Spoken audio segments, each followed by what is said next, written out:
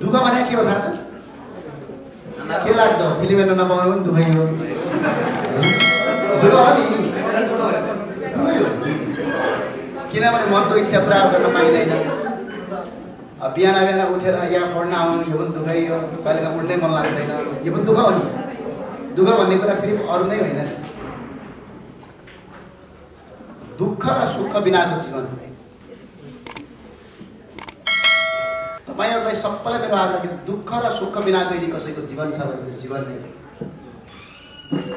कहिलेकाहीँ भन्छ नि वसन्त बिनाको ऋतु हुँदैन भने जस्तै दुःख र सुख बिनाको जीवन नै लाग्दैन। मेरो नै माथि माथि आकाशमा उडाउनु यस्तो उडिरहेको सपना पनि देखिँदैन। अनि सरल हावा चल्यो भने कभर पनि सर्वत्र भइरहेको है हुन्छ। त्यही कारणले यस्तो हुन्छ यसो झमक्क परेको साँझमा गोधुली साँझभित्र झमक्क परेको गोठमा मुस्कुक्क मुस्कुरा कता कता फुलभित्र बसेर वसन्तको पाल्दा केसहरू फरक फर्किँदा समुद्रको गहिराई जस्ता त्यो राति आँखाहरू झमक्क झम्काउँदा कस्तो लाग्छ मलाई आकाश र धरती उठे जस्तो तिमी मुस्कुक्क मुस्कुराउँदा सारा संसार जस्तो बास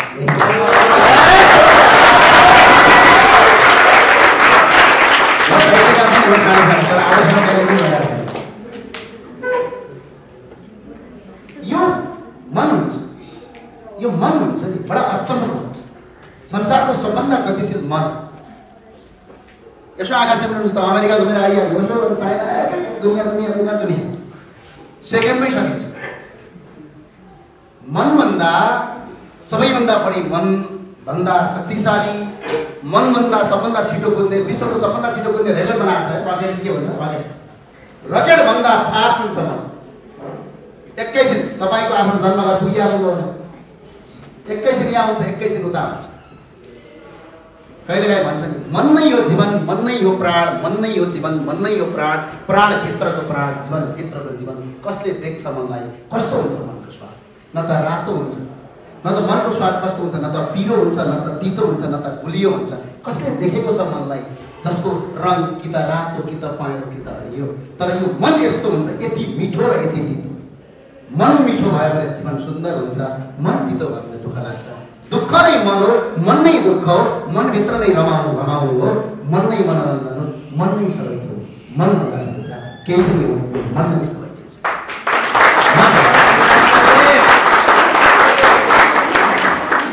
मन बढाएको जस्तो हुन्छ। मलाई एउटा घटना म भारतमा पढ्थेँ दिल्लीमा। बिहान उठ्नुपर्ने लाइब्रेरी कुदिहाल्नु पर्ने सिएको पढाइ एक त सबैले डराएर सिए झन् डराउने क्या कठाउनै सक्दैन भने बिचरा हामी त मेसिन जस्तो के बिहान उठ्यो पढ्न गयो। पहिला जब आइपिसिसी सकियो अडिट गर्नुपर्छ 1500 तलबमा दिनभरि काम महिनाको 1500। बिहान उठ्यो खाना खायो काम गर्न गयो दिनभरि काम थाकेर आएको हुन्छ। बेलुका राति 7-8 बजे घर आयो 9 बजे क्लास सुरु हुन्छ राति 12 बजे अनि घर आयो सुत्यो फेरि उठ्यो। यो दैनिक हो नि दैनिक त्यति पुग्दैन थियो। अनि डराउने पनि त्यस्तो के डराउने हुँदैन हलाउन सकियो फलाउन सकियो। आज पनि मेरा साथीहरू कोही लफङ्गा केटाहरू भन्ने ती सिए भएर जाइरहेर राखेका छन्। कोही पढन्थ्यो आज पनि इक्जाम दिँदैछ। यो के हो मनको डर। त्यो जो डराएन त्यसले चाहिँ साँच्चै सफल भयो। जो डरायो जसले ज्यादा पढ्यो त्यो मान्छे के भयो असफल। पढ्नु सबै कुरा भयो। तपाईँले किताब कति पढ्नुहुन्छ त्यसले केही महत्त्व राख्दैन। तपाईँले त्यो किताबबाट कति बुझ्नुहुन्छ त्यसले महत्त्व राख्छ। तपाईँले मनको कुरा सन्तुष्टि नै मन। मैले अघि नै भने सन्तुष्टि मन कसले बुझेको छ कसले बुझ्यो ल भन्नुहोस् त। उहाँ कसैले सोध्यो बिचरा म जुम्ला जन्मिनुपर्छ तपाईँको स्याङ्जा आँखाजी भगवान्सँग प्रार्थना गरेर आयो कि भगवान् मलाई स्याङ्जामा जन्मियो भगवान् मलाई जुम्लामा जन्मियो प्रार्थना गरे हो जन्मियो नि। जन्मियो नि हो। यस्तै तपाईँको एउटा जातीय विभेद छ नेपालमा, सबभन्दा ठुलो जन्मकै आधारमा जातीय विभेद छ। योभन्दा ठुलो रोग संसारमा केही पनि होइन। यसको अन्त्य तपाईँले गर्नुपर्छ है, मेरो चाहिँ आग्रह र धारणा छ। जन्मेकै आधारमा विभेद गरेर कति चित्त दुख्छ ती साथीहरूलाई जसले विभेद भोग्छ। लाग्छ नि तपाईँले स्याङ्जा जन्मे, गुल्मी जन्मे भनेर प्रार्थना गरे जस्तो म चाहिँ छुवाछुत गर्ने जातमा जन्मेँ भनेर कसैले प्रार्थना गरे हो? म चाहिँ अलिकति ठुलो जातमा जन्मेँ भने ठुलो जात के हो? ठुलो जात भने ठुलो हुन्छ। तर त्यसकै आधारमा आज हजारौं युवाहरूलाई विभेद गरिन्छ, सानसाना नानीहरू बलात्कार गरिन्छ। पीडा कस्तो हुन्छ? मैले अघि दुःख भने तपाईँ जब आफ्नो छोरी बलात्कार भइरहँदाखेरि, छोरीको हत्या हुँदाखेरि, त्यसको न्याय नपाइँदाखेरि, तडपिएर मर्दाखेरि, पागल हुँदाखेरि कस्तो पीडा हुन्छ थाहा छ त मलाई? जब उपचार गर्न गाउँबाट आउँछ, अस्पतालमा जान्छ, अस्पताल सरकारी अस्पतालले भर्ना दिँदैन, प्राइभेटमा जान्छ, उपचार गर्छ, घरको सम्पत्ति सकिन्छ, छोराको सम्पत्ति सकिन्छ, लास्टमा जाँदाखेरि डाक्टरले भन्छ तेरो श्रीमान बाँच्दैन। त्यतिखेर कस्तो हुन्छ? तपाईँ हामी धेरै सुखमा छौँ होइन, तपाईँहरू धेरै अगाडि हुनुहुन्छ। आज पनि रोटीका लागि, एउटा रोटीका लागि इन्डियाका काला पहाडमा स्याउ बोक्नुपर्छ, जहान पाल्नका लागि। एउटा रोटीका लागि सारा इन्डियनले बहादुर भन्दै डन्डा खाँदै मुम्बई र दिल्लीका सडकमा कुद्नुपर्छ। एउटा रोटीका लागि र आफ्नो परिवारको सानो चन्द खुसीका लागि ठुलो महल बनाउनु छैन, ठुलो बिल्डिङ बनाउनु छैन, ठुलो गाडी चढ्नु छैन, ठुलो कुदेकै गर्नु। त्यसका लागि दुबई कतारमा गएर रातो बाकसमा फर्किनुपर्छ। दुःख यही हो। यो दुःखको अन्त्य तपाईँ हामीले गर्नुपर्छ। गर्ने हो?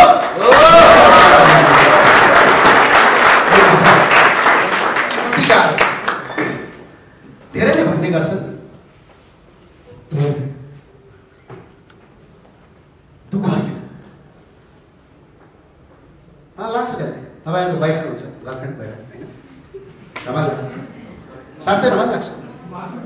आज हेर्न पाइदियो भने भन्ने लाग्छ। तपाईँ सोच्नुहोस् त एकछिन आँखा चिम्म भन्नु, साह्रै मन पर्या केटी, साह्रै मन परेको केटो, घर परिवारले बिहे नगर्दा पनि गरिहाल्यो। बिहे गरेको 1 महिना नपुग्दै विदेश जानुपर्छ। कसरी बस्छ होला त्यसमा? र त्यो केटा कसरी विदेश जान्छ होला र त्यो केटी कसरी बस्छ होला? जसले 1 घन्टा 2 घन्टा छुटिएर बस भन्दाखेरि परिवारसँग भेट्दो भनेर उसले बिहे गरेको छ भने ऊ बाध्यतावश 1, 1.5, 2 वर्ष विदेश जान्छ। कसरी बस्छ होला? हो, हामी तपाईँ सबैले यही कुरा यही गर्नु छ। यसका लागि देशको व्यवस्थामा व्यापक फेरबदल गर्नु छ, भ्रष्टाचारको अन्त्य गर्नु छ। भ्रष्टाचार नै यो देशको सबभन्दा ठुलो रोग हो। यसको अन्त्य नगरी देश बन्दैन। यसका लागि अरू कसैले गर्ने होइन। अमेरिकाबाट मान्छे आउँदैन, युरोपबाट पनि आउने होइन। कोही त्यो तपाईँले फिल्म हेर्नु भएको छ नि, के अरे सुपरम्यान भन्छ होइन, त्यो हुँदैन। आइरन म्यान के छ नि तपाईँ, त्यो फिल्म हो, यो रियल लाइफ। त्यो रियल लाइफ हो, यो रियल लाइफ। यो रियल लाइफमा तपाईँ हामीले नै परिवर्तन गर्नुपर्छ। तपाईँ हामीले परिवर्तन गऱ्यौँ भने मात्रै परिवर्तन हुन्छ। त्यो परिवर्तन गर्नलाई तपाईँलाई सडकमा ढुङ्गा हाल्नुपर्छ भन्ने होइन। तपाईँ जस्तै टिचर हुनुहुन्छ, 45 मिनट पढाउनुहुन्छ भने 50 मिनट पढाउनुहुन्छ। इन्जिनियर हुनुहुन्छ भने तपाईँ बन्ने हो, कोही त भोलि तपाईँको म्यानेजमेन्ट बन्ने। देशका लागि काम गर्नुहुन्छ। इन्जिनियरले यदि बाटोमा भ्रष्टाचार छ भन्ने कुरा पहिले थाहा पाएर यदि त्यसले बाटो पास गरिदिएन भने देश विकास हुन्छ। यदि डाक्टरले यो मान्छे तपाईँको मर्छ भन्ने कुरा थाहा हुँदा जबरजस्ती बिल गरायो भने गलत हुन्छ। तर त्यो मान्छे मर्दै भन्ने कुरा थाहा पाएर पहिले सूचना दियो भने बल्ल देश विकास। आफ्नो पेसामा अलिकति देशका लागि कन्ट्रिब्युसन गर्नुपर्छ, मुलुकका लागि अलिकति, सबैले अलिअलि गर्नुपर्छ। नारा जुलुसले मात्र देश विकास हुँदैन। देश विकास हुने तपाईँ हामी जस्तै ठाउँमा, तर त्यसका लागि अलिकति। तपाईँ सोच्नुहोस् त, यो देश गाउँका किसानले बिगारेर होइन। किसान त बिचरा धान उत्पादन गर्दै ठिक्क छ, तरकारी उत्पादन गर्दै ठिक्क छ। त्यो किसानले कसरी देश विकास? कसले बिगार्यो? त्यही इन्जिनियरले बिगारेको हो, त्यही डक्टरले बिगारेको हो, त्यही प्रशासकले बिगारेको, त्यही न्यायाधीशले बिगारेको। ती कस्तो हुन्छ? तपाईँ जस्तै पढे लेखा हुन्छ। कोही गाउँको एउटा किसान त आएर न्यायाधीश बन्दै, कोही गाउँको एउटा किसान आएर इन्जिनियर बन्दै। कहिले काहीँ भन्छन् हाम्रो परम्परामा एउटा चिज गलत छ। तपाईँलाई पनि लाग्छ छोरो पढेर देशको ठुलो मान्छे बनोस्, छोरी पढेर देशको ठुलो मान्छे बनोस्, मेरो समाज सेवा गरोस् भनेर भगवान कहिले प्रार्थना गर्छ गर्दैन? भगवान मेरो छोरो पढोस्, छिटो घर बनाओ, छिटो गाडी किनोस्, मान्ने हो? यो गलत छ। देश बिगार्ने तपाईँ हामी जस्तै युवाले हो, कोही विदेशीले होइन। त्यो भएर तपाईँ सचेत हुनुहोस्। यो समस्या जस्तै एकजना बहिनी आयो सदिच्छा बासबाट, तपाईँलाई थाहा छ यो रुममा को भाइरल भएर थाहा छ? उसको दाइको हत्या गर्यो। हामीले त्यो क्याम्पेन उठायौँ, हाम्रो साथीहरू गएर सरकार डरायो, त्यसपछि अलिक मुद्दा आएर त्यही भएको ग्रुप भयो।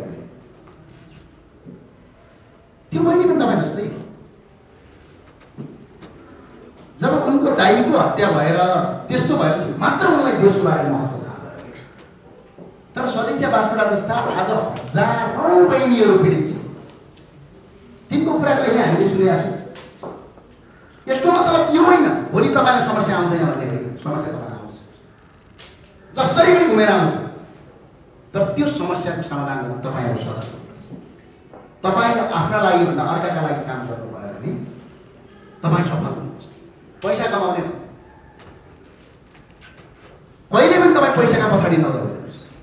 यदि तपाईँ पैसाका पछाडि दौड्नु तपाईँ जिन्दगीभरि पैसा कमाउनु। तपाईँ कामको पछाडि दौड्नुहोस्, पैसा पछि दौड्नुहोस्, काम गर्नुहोस्। हो त्यस्तै समाज सेवा अर्थात् आफ्नो देशको सुसंस्कृत भनेको के हो भने तपाईँले अलिकति देशको बारेमा केही सोच्दैमा, केही अलिकति कन्ट्रिब्युसन गर्दैमा तपाईँ सानो हुने होइन, तपाईँ झन् सफलताको बाटो। तपाईँ हामी जसरी आज काठमाडौँमा बसिराखेका छौँ, यो हलभित्र बसिराखेका छौँ, तपाईँलाई पीडा थाहा छ। तप पानी से यो टेनमा भालु लाग्थ्यो क्या हामी पढ्दाखेरि। भालु कस्तो हुन्थ्यो भने अब जुम्लामा जन्मे फेरि हाम्रो पढाइ कस्तो बेला भयो, माओवादीको चरम युद्ध भयो। हतियार बोकेर हाम्रा साथीहरू हिँडिराखेका हुन्थ्यो। कोही लडे, कोही बाँचे, कोही जिउँदा छन्, कोही अहिले अपाङ्ग छन्, कोही घाइते छन्। मैले 64 सालमा एसएलसी गरेँ, 2064 साल।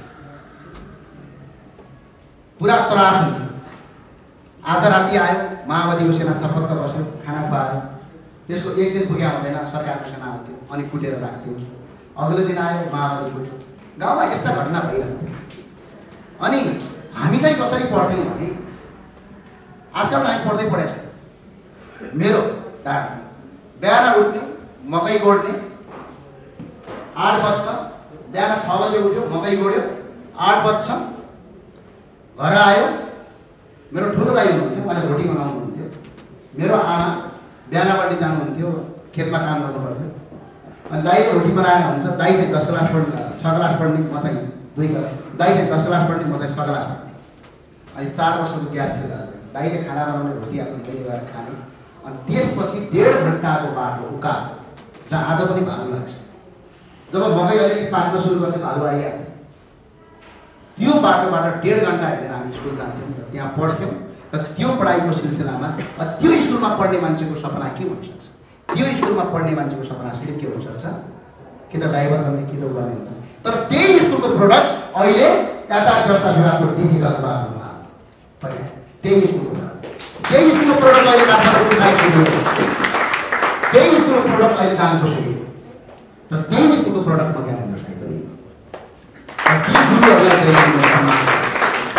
हाम्रा गुरुहरू अहिलेका तपाईँका गुरु जस्ता थिएन, त्यो दुःख नमान्नु। यति पढाइ कम गर्थे, नैतिकता ज्यादा सिकाउँथे। पढाइ कम गराउँथे, नैतिकता ज्यादा सिकाउँथे।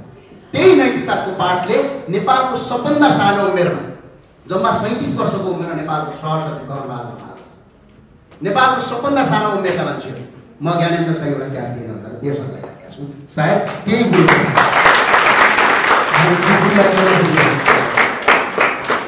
तपाईँले चिन्लो खाएर, मिठो खाएर, तपाईँले अलिकति राम्रो कपडा लाउँदैमा तपाईँ ठुलो मान्छे हो। तपाईँ ठुलो मान्छे कतिखेर हो भने तपाईँले आफ्नो लागि र आफ्नो देशको लागि, आफ्नो समाजको लागि केही काम गरेर मात्रै तपाईँ ठुलो मान्छे हो। त्यो भावनाले मेरो चाहिँ आग्रह के छ भने दुःख हुन्छ, पीडा हुन्छ। तपाईँहरू पनि भर्खर भर्खर पढ्दै हुनुहुन्छ, ठुलो समस्या आइपर्छ भने तपाईँ के हुन्छ भने कहिल्यै पनि थाहा छ हजुरहरूलाई, सुरुमा दौडिँदाखेरि हेर्नु त कति धेरै मान्छे हुन्छ।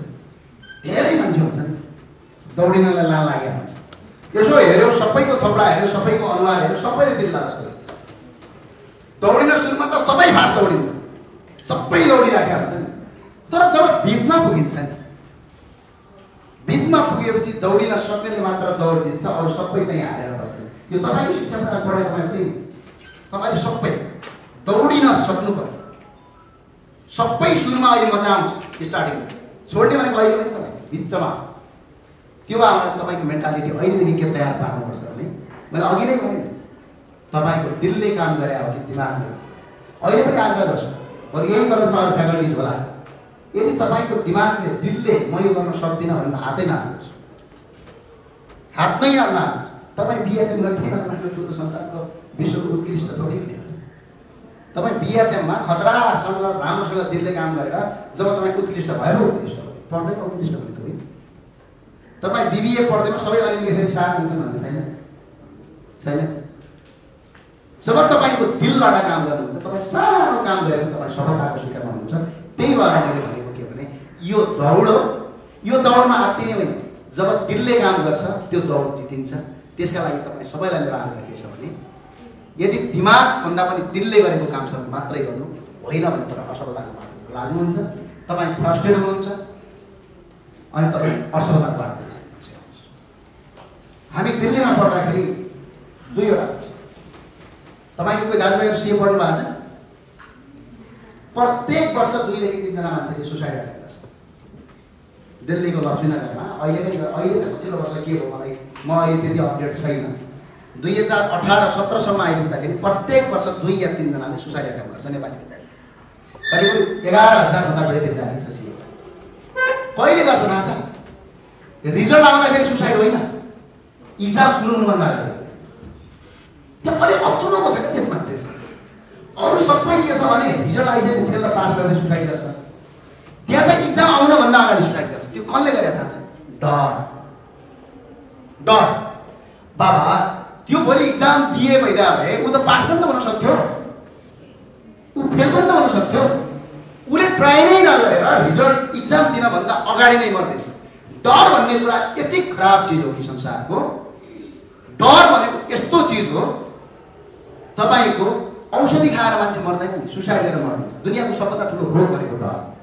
तपाईँ डराउने हो, पटक्कै डराउने। आफ्नो करियरसँग त 1 इन्च पनि डराउने।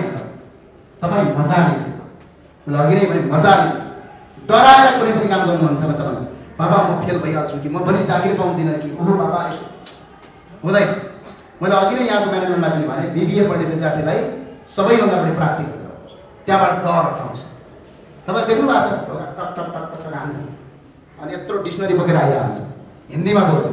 तपाईँलाई लाग्थ्यो तिनीहरू चाहिँ यी काँक्रा किताब बेच्न आएको होइन, इलाहाबादको एमबिए गरेका स्टुडेन्टहरू। उनीहरूलाई एसियाका नेपाल, भुटान, मालदिभ, बङ्गलादेश, पाकिस्तानमा चाहिँ जाँदैनन् तिनीहरू होइन, डरैले लगायतका अरू देशमा भारतको ठुल्ठुलो युनिभर्सिटीमा एमबिए गरेका विद्यार्थीलाई 3 वर्षसम्म के गराइन्छ? प्र्याक्टिकलका लागि सामान बेच्न पठाइन्छ। त्यसको आधारमा इक्जाममा नम्बर दिइन्छ र इलाहाबादबाट निक्लेको एमबिएले करिब महिनाको वर्षको प्याकेज मात्र लगेन भने 1.5 करोड प्याकेज दिन्छ टप स्टुडेन्ट कुनै पनि ब्याङ्क। त्यो किन गराइयो त? किन पढाइयो त? सडकमा भनेपछि सडकमा किन पठाइयो भने तपाईँलाई डर हटाउनु। जब तपाईँ व्यापार गर्न सक्नुहुन्छ, जब व्यापार गर्न सक्ने क्यापासिटी हुन्छ तपाईँलाई संसारमा आफ्नो करियरदेखि डर लाग्दैन, डर नै लाग्दैन। सबै मान्छे डराउने करियर। मेन कुरा भनेको तपाईँ भोलि के गर्दा म पास हुने हो कि फेल हुने हो कि बाबुबाजेले यत्रो लगानी गरिदिएको छ लगानी खेर जाने, यो डर। तपाईँ यो पेसा यो क्षेत्र जुन यो पढिराख्नु भएको छ यसमा चाहिँ तपाईँ के गर्नुहोस् भने विजय पाउनुहोस्, यसमा तपाईँ इन्जोय लिनुहोस्, मजाले। केही बिग्रिया छैन। तपाईँले अहिले कसैलाई पढ्न मन छैन, होटलको सेफ बन्न मन छैन भने परिवर्तन गर्नुहोस्। केही पनि जानेन, 2 दिन कराउँछन् तपाईँको घरमा, हे यसो गरिस् भन्छ। 1 महिना कराउँछन्, 2 महिना कराउँछन्, 3 महिना कराउँछन्, 4थो महिनादेखि तपाईँले राम्रो भन्दा तपाईँको प्रशंसा गर्न सुरु गर्छन् अनि तपाईँले त्यो क्षेत्रमा काम गर्न लाग्छ। मेरो उदाहरण दिनुहोस्, म व्यापार गर्थेँ, म भारतबाट आएँ, नेपालमा व्यापार गरेँ। यसले पठाएको खाएको हुन्छ नि, यस्तो एउटा अनलाइन कम्पनी ktmbus.com अहिले पनि चलिरहेको छ। हाम्रो कम्पिटिटरको दराज त्यतिखेर केमा भन्ने कम्पिटिसनमा हामी गयौँ बजार। दिल्लीबाट पढेर आएपछि 50,000 रुपैयाँ 4 जना साथीहरू मिलेर एउटा कम्पनी खडा गऱ्यौँ। हामी सबै साथै मिलेर 50,000 रुपैयाँले कम्पनी खडा गरेको कम्पनीले 1 वर्षभित्र त्यसले हामीले 17 जना कर्मचारी राख्यौँ। त्यस पछाडि के भयो, मेरो मनले त मानेको थिएन, मनले त भ्रष्टाचार अन्त्य गर्नुपर्छ, सडकमै जानुपर्छ यहाँनिर भनेर थकिलिराखेको थियो। दिल्लीबाट सिए पढ्दै नेपाल पनि त्यसैले ल्यायो। अब यहाँ नेपाल ल्याएर बाँध्नलाई त केही चाहियो भने व्यापार गरियो, त्यसले पनि मान्यो। अनि अब यो भएन भनेर टेलिभिजनमा काम गर्नु लाग्यो। एउटा नेपालको प्रतिष्ठित टेलिभिजनको म कोअर्डिनेटर, सबभन्दा सानो टेलिभिजनमा काम गर्दाखेरि पनि असन्तुष्टि नै भयो। त्यहाँ मैले वाइबडी काण्ड, मेलम्चीदेखि सबै काण्डहरू गरेँ।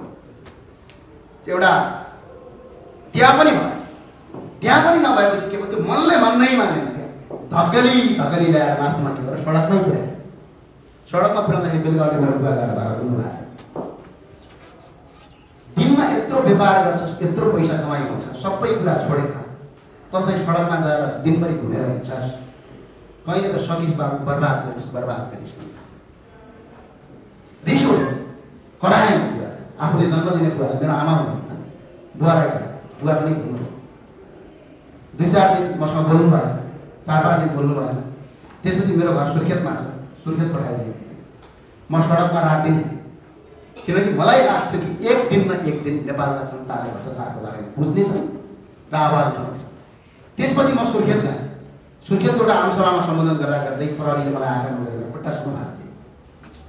त्यसपछि मलाई 18 घण्टा उल्टो हातकडी हालेर लोकल गाडीमा, मेरो हात यति मोटो भएको थियो यो सुनिएर, मलाई पिटपाट गरेर म बेहोस अवस्थामा उल्टो हत्कडी हालेर काठमाडौँ पुर्यायो। जब गाडी जति घ्याच गर्छ नि, हात त्यति सुनिँदै जान्छ। त्यसपछि म यहाँ आएँ। त्यतिखेरसम्म मेरो बुवासँग बोलचाल हुँदैन। त्यस पछाडि म यहाँ आएँ, बसेँ। एउटा इस्यु भयो नेपालमा, सबै मान्छेहरू आए, त्यतिखेर केही पनि हुँदैन। जब त्यसको 3 महिना पछाडि फेरि सुर्खेतको पिपल चौतारामा आमसभामा सम्बोधन गर्न गएँ, मेरो बुवा साइडमा बसेर आँखाबाट आँसु लगाइराख्नु भएको थियो। मेरो बुवाले मलाई अँगालो हालेर भन्नुभयो, छोरा मैले जे गरिस् सही गरिस्, यही हो सफलता।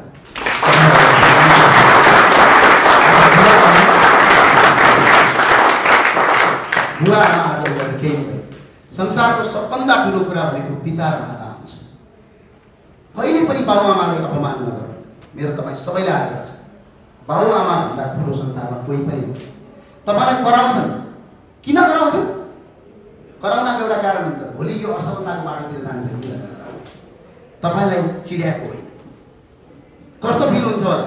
अस्ति पनि म सुर्खेतको आमसभामा गएँ, कहिले लाखौँ हजारौँ मान्छे थिए। मेरो बुवा साइडमा बसेर मलाई हेरिराख्नु भएको थियो। सुरक्षाको कारणले गर्दा, बाध्यताको कारणले गर्दा मैले मेरो बुवालाई भेट्न प्रहरीले दिएन। अहिले पनि नेपालमा रहेका साथीहरू हुनुहुन्छ। सोच्नुहोस् त कस्तो पीडा हुन्छ। जब बेलुकापट्टि म घरमा गएँ, मेरो बुवाले भन्नुभयो, त मरे पनि केही फरक पर्दैन, बाँचे पनि फरक केही पर्दैन, तर तैँले जे काम गरिस् सही गरिस्। 1 वर्ष अगाडि जनले मेरो बुवाले त्यो काम नगर भनेर घरमा मसँग झगडा गरेको बुवाले 1 वर्ष पछाडि के गर्नुभयो, मलाई धन्यवाद दिनुभयो। मलाई आज छाती चौडाका साथ मेरो बुवाले भुकाउन सक्नुहुन्छ। तपाईँहरू पनि आफ्नो करियरमा हुनुहुन्छ, तपाईँ त्यो मनले खाएको काम गर्नु। तर तपाईँले मनले खाएको काम गरेर मैले डर सक्दैन। मनले खाएको काम गर्नुहोस्, सही बाटोमा लाग्नु, सफलता तपाईँको त्यही छ। यति धेरै पीडा हुन्छ। हामी मध्यमवर्गीय परिवारका हुन्छौँ। मलाई सम्भवतः लाग्छ कोही अरबपतिको सन्तान छैन। अरबपति पनि नेपाल हुन्छ, विदेश गइहाल्छ। हामी सबै एउटा पीडा हुन्छ। के पीडा हुन्छ? हामी बिचमा हुन्छौँ, न तल न माथि। अलिकति खस्कियो भने इज्जत जाने, तर अलिकति केही गर्न सकिँदैन। यो बिचमाको जीवन बडा अचम्मको जीवन। यो जीवनलाई सुन्दर र शान्त बनाउने के हो भने डरको अन्त्य गर्ने, लागिराख्ने लगाएको मुन्ना भन्छ नि, लागिराख्ने, कन्टिन्यू लागिराख्ने। तर कन्टिन्यू कतिखेर लाग्न सक्नुहुन्छ भने दिलले मान्यो, दिमागले। आज तपाईँलाई करिब 1.5 घन्टामा दिल र दिमागको फरक सुनाउनुहुन्छ। तपाईँलाई लाग्छ नि एउटा साँच्चै यो दिल र दिमागको फरक कहाँनिर? तपाईँले यसो हेरेर एउटा केटी साह्रै राम्रो लाग्छ। हेऱ्यो के मिल्दैन घरबाट मान्दैन दिमागले के भन्छ ए यो सङ्गति नगर दिलले के भन्छ यसो बिहे नै गरे लुकी हेर्न मन लाग्छ कहीँ गएर कहाँ गई भनेर तपाईँ हेर यो के हो दिलको कुरा संसारमा कहिले पनि दिमागले दिललाई कन्ट्रोल गर्न सक्दैन त्यही भएर दिलको कुरा सुन्नुहोस् तपाईँ सफलताको बाटोमा लाग्नुहोस्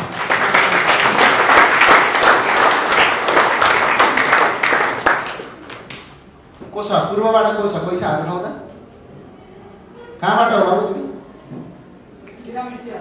तिमी भन्दाखेरि फेरि दुःख लाग्छ नेपालमा किनभने म पश्चिमको मान्छे बाउलाई तमी भन्ने है बाउलाई तिमी तमी भन्छ क्या हामीले अनि यो तिमी भन्ने बित्तिकै यतातिर फेरि के हुन्छ समस्याहरू भाषा यतातिर तिमी भन्ने बित्तिकै सानो मान्छे होच्या जस्तो हुन्छ त्यही भएर मलाई अराजक भन्छन् दाइहरूलाई थाहा छ कारण त्यो कहाँ घर गए मिर्चिङ बुवा के गर्नुहुन्छ विदेशमा के छ के भन्ने विचार छ के पढ्दै भाइ के पढ्दै बिबिए के भन्ने विचार छ केका लागि पढे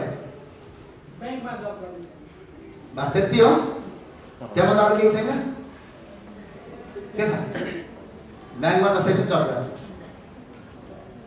अनि बिबिए किन पढे ब्याङ्कमा त बिबिएस गर्दा पनि जब पाइन्छ अब दाइहरुसँग सोधे हैन सल्लाह लिए भन्नु मतलब बिबिए राम्रो हुन्छ भनेर भन्दा चाहिँ बिबिएसमा चाहिँ धेरै थ्योरी हुन्छ भनेर बिबिएमा प्र्याक्टिकल हुन्छ हैन मलाई प्र्याक्टिकलमा खुसी हो दाइले भने अक्षर पढ्दै आ अनि आफ्नो इन्ट्रेस्ट पोइन्ट हो बिबिए हस् धन्यवाद थ्यांक यू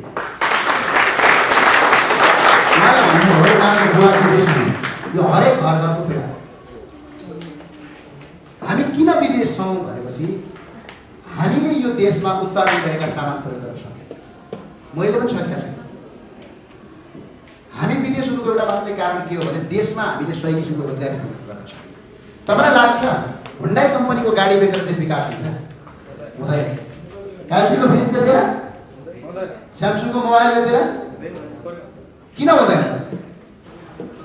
कोहीले भन्छ मलाई म तपाईलाई यो कमर्सको कन्सेप्ट सिकाइदिन्छु कसैले भन्छ आफूले बनाउन सक्नु पर्यो नि ल भाइ किन हुँदैन देश विकास उठेर भन त किन हुँदैन ल भन त अरु कपीराइट दिनु गर्ने आफूले गर्न सक्नु पर्यो नि सबभन्दा पहिला कमर्सियल भाषा भन मलाई किनभने हैन बाहिरबाट आउँछ पैसा बाहिर जान्छ आफ्नो कमर्सियल भाषा भन्नुपर्छ आफूले गर्न सक्यो भने आफ्नो इन्कमहरु आफ्नो देशमै रहन्छ क्या धन्यवाद धन्यवाद तपाईले इकोसिस्टम भनेर पढ्नु भएको छ नि यस्तो पहिला के हुन्छ हाम्रोतिर पहिला के घाँसले कलाई खान्छ हरिणले खायो हरिणलाई कसले खायो बाघले खायो बाघ के भयो मर्यो फेरि त्यसमा घाँस उम्रियो त्यस्तो हुन्छ नि इकोनोमी ठ्याक्कै त्यस्तै हुन्छ मैले यहाँ सुन्नु है यो डटपेन यो भाइले उत्पादन गर्नु सुन्नुहोस् है यो भाइले उत्पादन गर्नु राम्रोसँग सुन्नु होला यो चाहिँ तपाईँको यो बोरिङ हुनसक्छ राम्रो यो भाइले उत्पादन गर्नु भाइले उत्पादन गरेर डटपेन के गर्नु मलाई बेच्नु मैले भाइलाई के दिएँ पैसा दिएँ भाइले त्यो पैसा लगेर कहाँ राख्नुको ब्याङ्कमा राख्नु है ब्याङ्कले त्यो पैसा कहाँ लगेर राख्छ ब्याङ्कले आफै खाने त होइन त्यसले यही भाइ जस्तै केही प्रोडक्सन गर्ने मान्छेलाई लगानी गरिदिन्छ अनि त्यो लगानी गर्यो भने के हुन्छ त्यो भाइले लगानी गर्नेले फेरि पैसा पाउँछ फेरि त्यो लगानी गर्ने मान्छेहरू मजदुरले काम पायो मजदुरले काम पाएर मजदुरले पनि पैसा त खाने होइन किनभने फनी घुम्यो नि देशभित्र कुनै पनि मान्छेले नेपालमा कति कमायो त्योसँग मतलब कुनै पनि मान्छेले नेपालमा कति कमायो तर त्यो पैसा नेपालमा राख्यो कि राखेन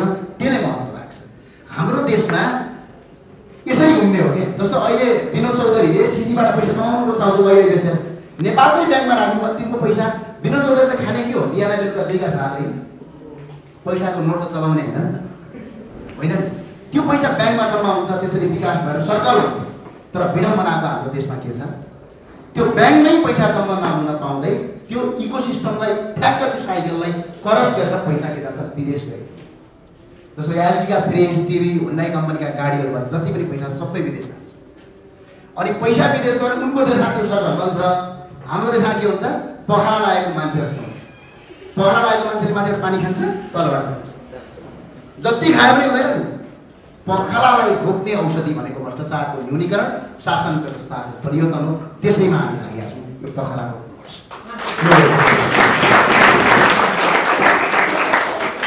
उनीहरूले नेपालमा के भन्ने नेपालको सामानबाट हामीले उत्पादनहरू बढाउन सक्दैनौँ। अर्को कुरा उदाहरणका लागि यसो तपाईँले तपाईँको घरमा बस्नुभयो, तपाईँले काम गर्नु है, काम गर्नु मजाले काम गर्नु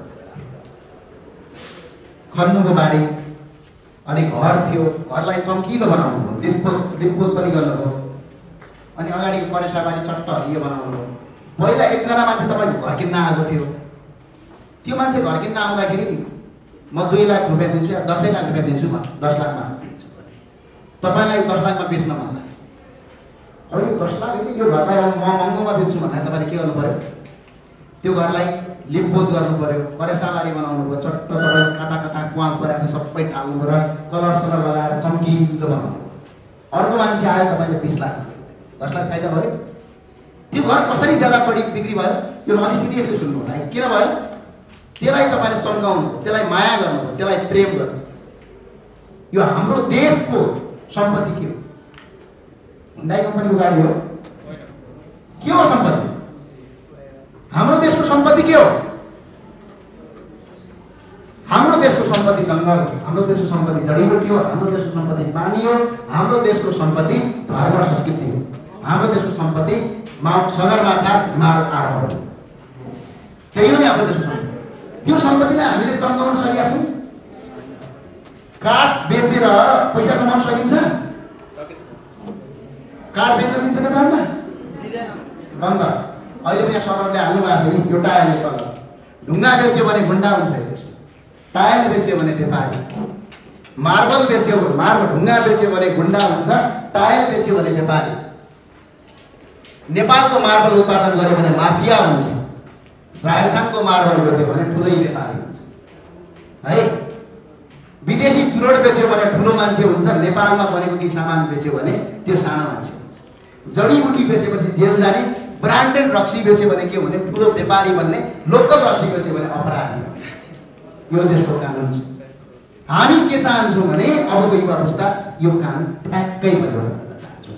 यो आफ्नो देशको संस्कृति प्रेमलाई जबसम्म हामीले झल्काउन सक्दैनौँ, देश पनि ठ्याक्क अहिलेको घर जस्तै हो, ठ्याक्कै घर हो नि। यसलाई चम्काउनुपर्छ, यसलाई सिँगार्नुपर्छ। के हो हाम्रो देश? बुद्धको देश हो नि। आजसम्म बुद्धिस्ट पर्यटक नेपाल आऊ भनेर अहिले प्रचार गरिरहेको छ। 53 करोड पर्यटक जान्छ। तपाईँ त होटल म्यानेजमेन्ट पढ्दैछ, एकजना मान्छे विदेश जानु पर्दैन, यही 5 स्टार होटल भन्छ। 53 करोड बुद्धिस्ट मध्ये 10% बुद्धिस्टले मात्र लुम्बिनीको दर्शन गरेर कति करोड आयो? निकाला भयो। कति आयो? 5 करोड 30 लाख। 5 करोड 30 लाख। 122 करोड हिन्दू छन्। 122 करोड हिन्दूको 10% पशुपतिनाथ र मुक्तिनाथमा आएर कति हुन्छ? निकाल्नुहोस्। 122 करोड 10% कति हुन्छ? 12 करोड 20 लाख। 12 करोड प्लस 5 करोड जोड 17 करोड इन्टु 10,000 आयो। एउटाले 10,000 खर्च गर्छ नेपाल। ल हानी निकालिहाल कमर्स उठाएर। 17 करोड इन्टु 10,000 आयो। एकजना पर्यटकले 10,000 खर्च गर्छ नेपाल।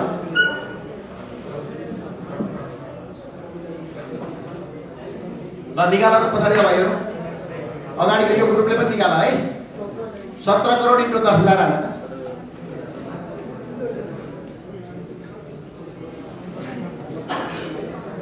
ल कसले निकाल्छ? फास्ट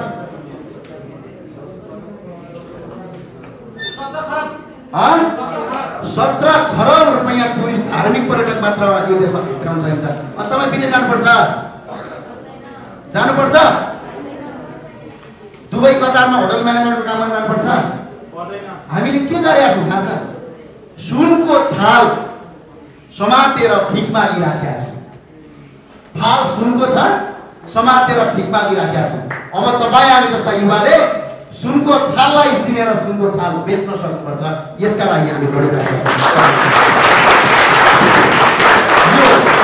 हाम्रो देश तपाईँलाई थाहा छ, अहिले यहाँ परे भएको फलामहरू, यो काठहरू, यो कुर्सीहरू सबै विदेशी हो। काठ चाहिँ अहिले नेपाली जस्तो छ होइन भने यो सबै विदेशी। मलेसियाबाट मात्रै काठ अरबौँ रुपियाँ नेपाल।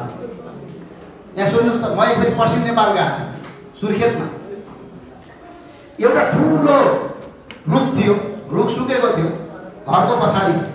मैले त्यहाँको मान्छेलाई सोधेँ, त्यो भिडियो पनि बनाइदिनु होला तपाईँ, सुन्नुहोस् है तपाईँहरूले यो कुरा, त्यो बडा लजिक कुरा छ।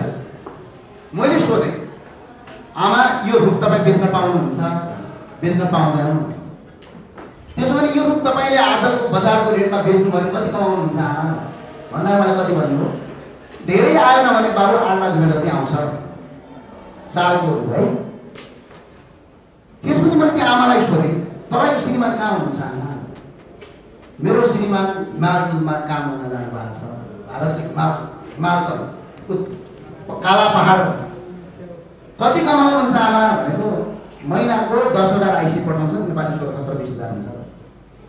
अब सुन्नुहोस् है, घरको पछाडि सुन छ जसले 8 लाख रुपियाँ दिन्छ, त्यो बाँझो छ। तर घरको अगाडि बसेको मान्छे के छ? काम गर्न विदेश गइरहेको छ। यसको मतलब पानी मुनि बत्ती मुनि अँध्यारो छ।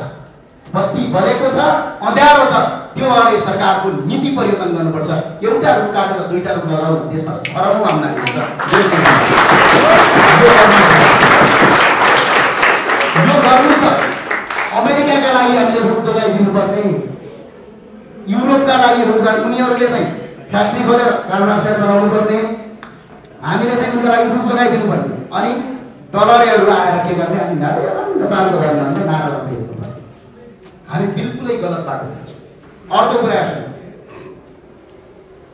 टिमुर कतिले खान्छ? टिमुर केमा पर्छ? सरी माफ गर्नु होला, टाइम अलिक ज्यादै थियो कि। टिमुर खानुहुन्छ तपाईँले? टिमुर केमा पर्छ थाहा छ तपाईँलाई? जडीबुटी। ल 2 किलो टिमुर तपाईँ बेच्न हेर्नुहोस् त्यहाँनिर, अहिले पुलिसले पौडेर तपाईँलाई जेल हाल्छ। तर यो देशका भ्रष्टाचारीहरूलाई, विदेशका सिटामोल बेचेलाई जेल हाल्दैन। यो देशको हाम्रो क्रान्ति अब के हो? मैले तपाईँलाई आग्रह गरेँ सबैलाई, हाम्रो क्रान्ति के हो? सुन्दर शान्त देशभित्र बसेर मुलुकको धर्म संस्कृति बचाएर आफ्नै राष्ट्रभित्र प्रेम गरेर, प्रेमका अनगन्ती कहानीलाई आफ्नो मनभित्र राखेर, हिमालको सगरमाथा तराईको जानकी मन्दिरलाई सजाएर, पूर्व मेचीदेखि पश्चिम महाकालीसम्मको हरियालीपनलाई सजाएर, सुन्दर शान्त सपना, दुईजनाको इक्वल जोडी प्रेम यहीँ बसेर, यही देशमा बसेर, यही देशको माटोभित्र बसेर, यहीँ खुसियाली बसेर उसको आँखामा मैले हेर्ने, मेरो आँखामा बसेर मुसुक्क मुस्कुराएर बस सुन्दर शान्त जीवन यहीँ बिताउँछ।